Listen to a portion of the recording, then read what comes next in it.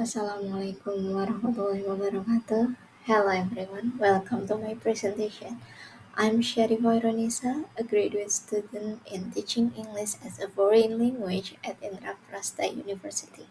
Today we will discuss a tool that is often seen as supplementary but is actually foundational to how humans process language.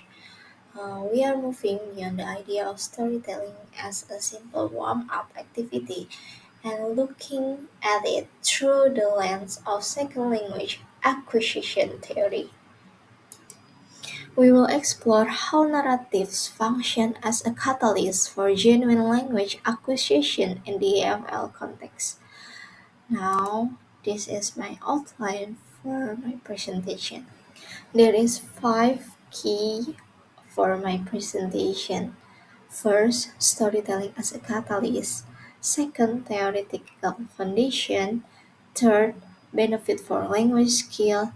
Fourth, criteria of the story. And the last is technique for the class. Now we will move to storytelling as a catalyst. Why stories? In NFL, we often struggle with students feeling anxious about getting it right. Using Stephen Krashen effective filter, we can argue that stories provide a safe environment. Why? Because when student is lost in a plot, their anxiety drops and their brain becomes more receptive to input. We aren't just teaching grammar, we are providing comprehensible input in a way that mimics how we naturally acquire our first language through context and meaning rather than isolated rules. Storytelling also provides holistic learning.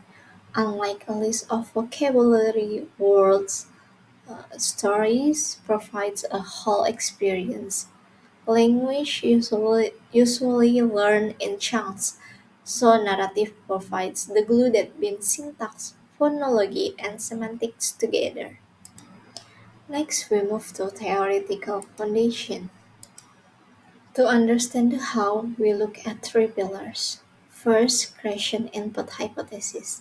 Stories allow us to provide I plus one where the context of the tale makes new language structure understandable. Second, we have Vygotsky zone of proximal development. The teacher provides the scaffolding through gesture and repetitive phrases, allowing the student to understand language they couldn't achieve alone.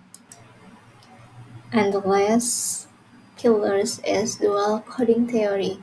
Dual coding theory suggests that by pairing the verbal story with visual aids, we create two different mental traces, making the language much easier to recall later.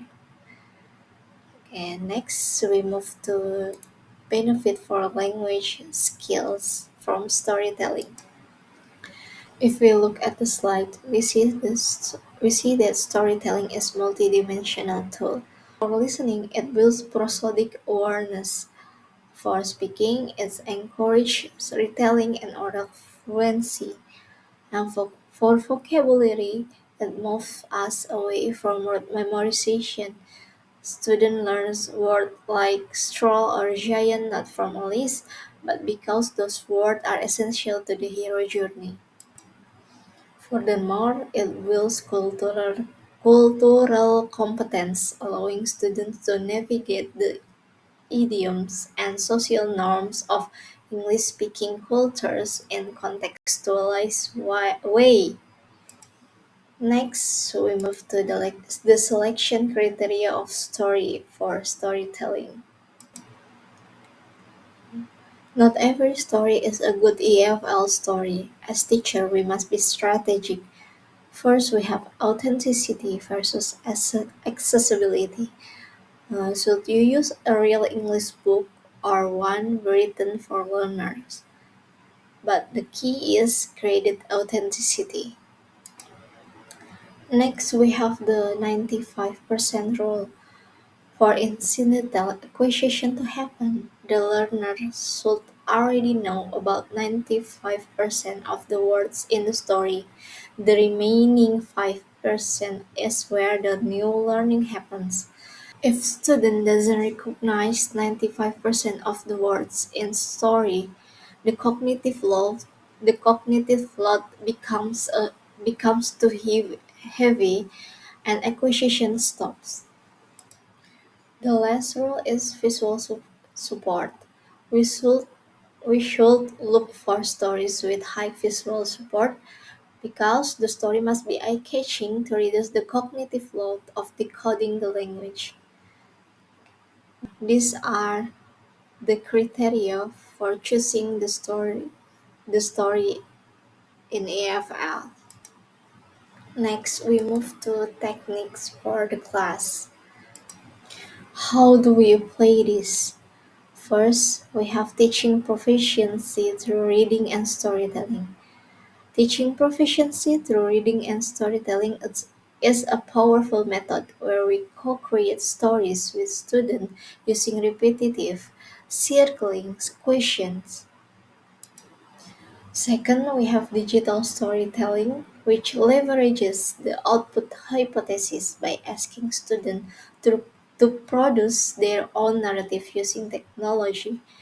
This moves them this moves them from being passive listeners to active language producer, which is where true fluency begins to take roots. And the last one is information gap stories. Teachers give half story to one student and the other half to another. They must use the target language to complete the narratives. Next, the conclusion for the topic. In conclusion, storytelling is not just an extra. It bridges the gap between the sterile environment of the textbook and the fiber-messy reality of natural communication. By using narratives, we don't just teach English, we help our students experience it. As we move further into a digital age, the human connection fostered through a shared story remains one of the most powerful pedagogical tools in our arsenal. Okay, thank you for coming to my presentation and goodbye.